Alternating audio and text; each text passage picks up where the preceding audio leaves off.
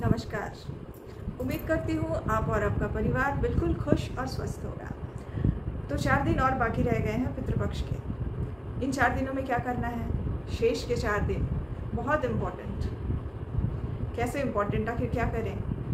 तो जब कोई हमारे घर आता है तो हम स्वागत अच्छे से करते हैं, तो हमें विदाई भी अच्छे से करनी चाहिए, क्योंकि आने वाला दिन जिस दिन वो आते हैं उनका स्वागत जितना इम्पोर्टेंट होता है, उनकी विदाई भी उतनी ही इम्पोर्टेंट होती है। तो हम स्वागत तो अच्छा किए, बीच में भी कुछ ना कुछ उनके लिए करते रहे, अब ये विदाई भी अच्छी होनी चाहिए। तो विदाई के दिन भी हम अगर अच्छा पकवान, उनके पसंद के पकवान, कुछ उनके नाम से दान, ये सब कुछ अगर करें तो वो बहुत खुश होंगे, क्योंकि उस दिन उनकी विदाई हो रही है। तो आखिरी भोग इस साल के लिए आप उनको लगाकर उनकी विदाई कर सकते हैं। तो भोग में आपको क्या बनाना है?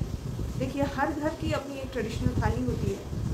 हर घर में कुछ ऐसे ट्रेडिशनल डिशेज होते हैं जो पीढ़ियों से बनते आ रहे हैं। हर सास अपनी बहू को वो ट्रेडिशनल थाली सिखाती है। कोई स्पेशल एक डिश होता है, कोई साइड डिश हो या कुछ मीठा हो, कुछ भी जो ट्रेडिशनली आपके घर में खाते आ रहे हैं सब, ऐसा एक ज़रूर कोई ना कोई एक डिश होगा।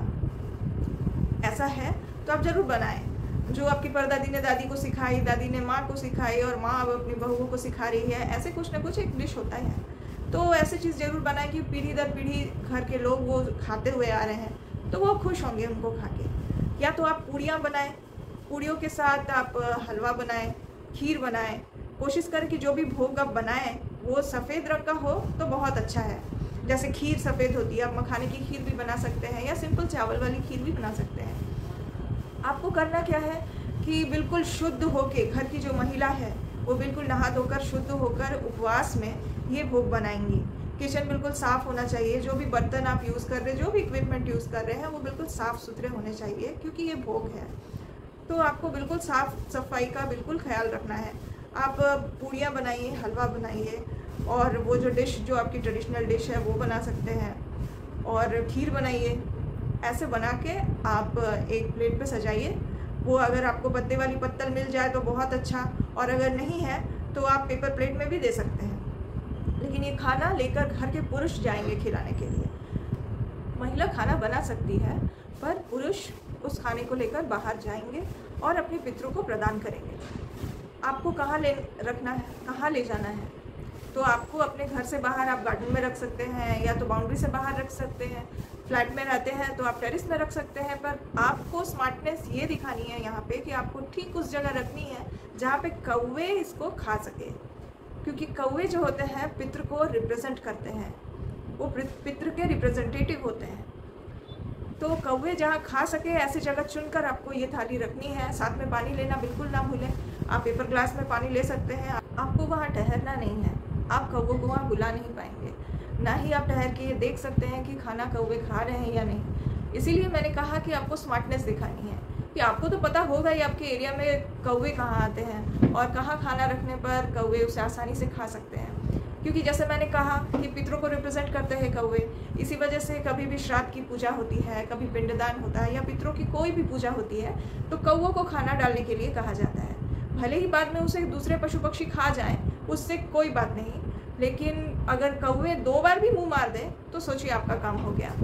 आपके पितरों को वो खाना मिल गया और वो खाकर खुश भी होंगे और आपको बहुत आशीर्वाद मिलेगा उनसे।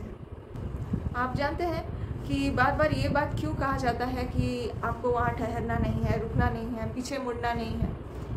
आप जानते हैं कि पीछे मुड़ना, ठहरना और देखना, ये मोह को रिप्रेजेंट करता है। जब आप किसी से मोह लगाते हैं, जब आपकी कोई मोह होती है उनसे, कोई लगाव होता है, जो खिंचाव होता है, वो रिप्रेजेंट करता है यूँ ठहर जाना, यूँ मुड़ कर देखना। वो हमें अपने पितरों के साथ नहीं करना। क्यों? क्योंकि उन्हें तो जाना ही है, ये आपको भी पता है, उनको भी पता है। पर जब आप इस तरह से बिहेव करेंगे उनके सामने में, आप अपनी मोह माया को दर्शाएंगे उनको, तो उनको जाने में बहुत तकलीफ़ होगी, क्योंकि वो उनकी विदाई की दिन है और वो बहुत तकलीफ़ लेके यहाँ से जाएंगे। तो ऐसा करना सही नहीं होगा। इसीलिए आप जब खाना दे रहे हो उस वक्त आप प्रार्थना कीजिए, खाना को रखिए और पीछे मुड़कर चले आइए। हमने की अभी 2 अक्टूबर की बातें, लेकिन 3 अक्टूबर से हमारा जो महापर्व है भारत का, वो शुरू हो रहा है, यानी नवरात्रे। तो मैंने जैसे कि अपने वीडियोस में, पिछले वीडियोस में भी आपको बताया है कि ये पूरे फेस्टिव सीज़न में आपको देती रहूँगी छोटे छोटे टिप्स और छोटे छोटे उपाय बताते रहूँगी कि किस तरह से आप अपने लाइफ को और बेटर बना सकते हैं। तो इसी वजह से अब मैं नवरात्रि के हर एक दिन की पूजा के बारे में आपको बताऊँगी, माता के हर एक रूप के बारे में, उनके पसंदीदा फूलों के बारे में, उनके भोग के बारे में, सारे इन्फॉर्मेशन आपको मिलते रहेंगे इस वीडियो से। तो प्लीज़ सब्सक्राइब कर लीजिए इस चैनल को। अगर अब तक आपने चैनल को सब्सक्राइब नहीं किया तो मैं आपको बिल्कुल मौका दूंगी कि आप मेरी जो सजेशंस है वो सुनने के बाद आप तैयारियां भी कर पाएंगे। इस वजह से मैं एक दिन पहले ही ये वीडियोस अपलोड कर दूंगी। ठीक टाइम पे मेरे वीडियोस पाने के लिए आप सब्सक्राइब करें और बेल आइकन को ज़रूर प्रेस करें। और अगर मेरी वीडियोस आपको पसंद आ रही हैं तो इसको लाइक भी ज़रूर करें। बहुत सारी इन्फॉर्मेशंस दूंगी जो इम्पोर्टेंट होंगे, आपको नवरात्रि में बहुत काम आने वाले हैं, इसलिए इनको शेयर्स भी ज़रूर कीजिएगा अपने फ्रेंड्स के साथ। तो फिर मैं मिलूंगी बहुत जल्द एक नए वीडियो के साथ। तब तक के लिए नमस्कार, स्वस्थ रहिए, आपको सारी खुशियाँ मिले दुनिया।